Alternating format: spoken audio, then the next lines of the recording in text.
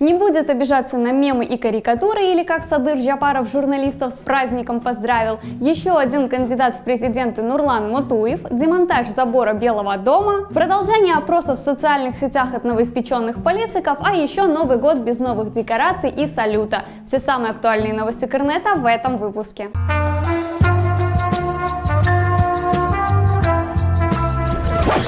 6 ноября в преддверии Дня информации и печати премьер-министр и исполняющий обязанности президента Садыр Джапаров решил собрать главных редакторов средств массовой информации и провести с ними встречу. После вступительного слова Джапарова журналисты начали задавать вопросы. Кто-то даже спросил про свободу слова и будут ли наказывать тех, кто делает мемы и карикатуры на Джапарова, на что он ответил следующее.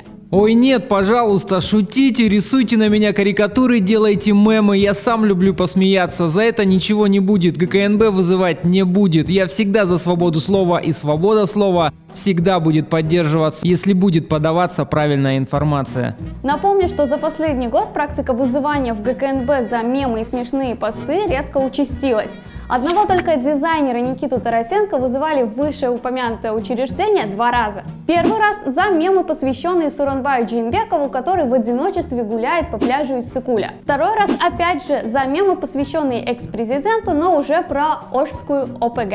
На добро делать мемы про Джапарова Никита сразу же отреагировал.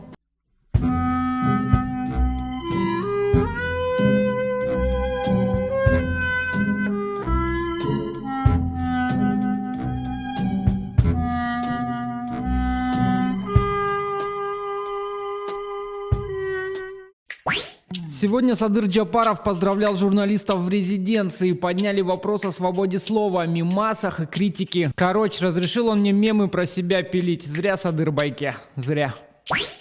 Так ты потом на допросе и скажешь. Аша тоже сначала благодушничал, а потом посадил незрячего поэта Урмукова за критические стихи. Пошла жара.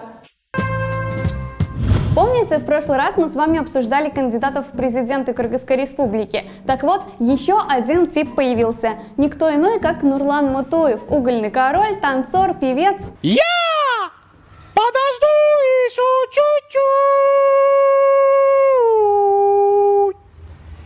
и собираться буду в путь. И человек, которого в 2016 году задержали за осуществление террористической деятельности. Вот вам и кандидат в президенты. Затем он сбежал из колонии и вызвал на бой начальника.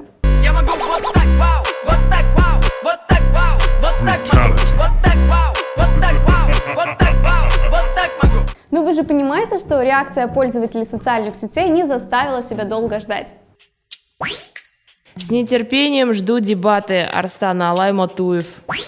Не опускаю руки и жду, когда выдвинется Гульзат Мамытбек. А вообще Dream Team такой. Президент Нурлан Джазбай Тургулачи Матуев, премьер Арстан Отото Абдылдаев, спикер Гульзат Турагой Кыргызым Мамытбек. Сколько еще дней осталось до окончания подачи документов из Чимкургона на президентские выборы? С каждым днем прибывает по чудику с синдромом Наполеона в очередь на развлекуху. Кстати, по страницам в социальных сетях Мотуева и его жены его предвыборная акция уже началась. Смотрите. Так и надо, не разглядел. Так и надо, я не удел. Хотя что это я? Может быть, у человека просто все с чувством юмора хорошо. Но вот выберем и точно узнаем. Новый спикер Талант Мамытов инициировал демонтаж забора вокруг Белого дома.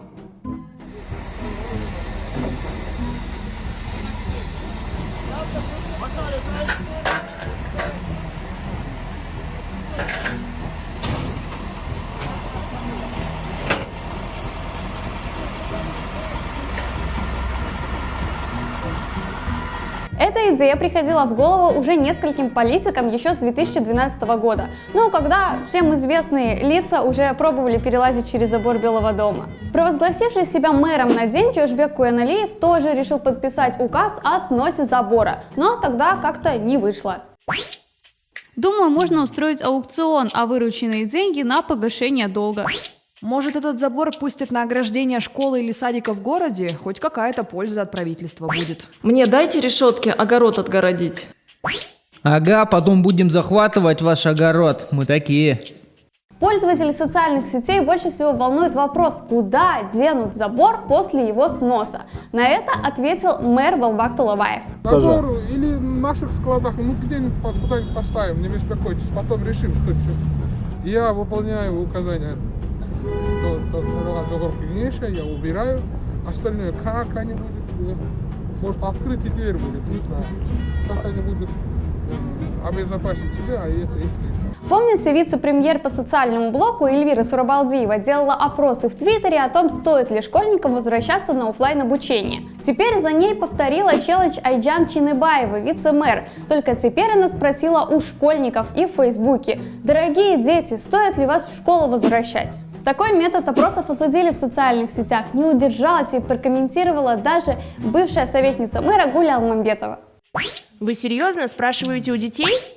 Все мы разные. Дети с 9 по 11 класс также подписаны на меня. Я, как мама 4 детей, всегда прислушиваюсь к мнению своих и других детей.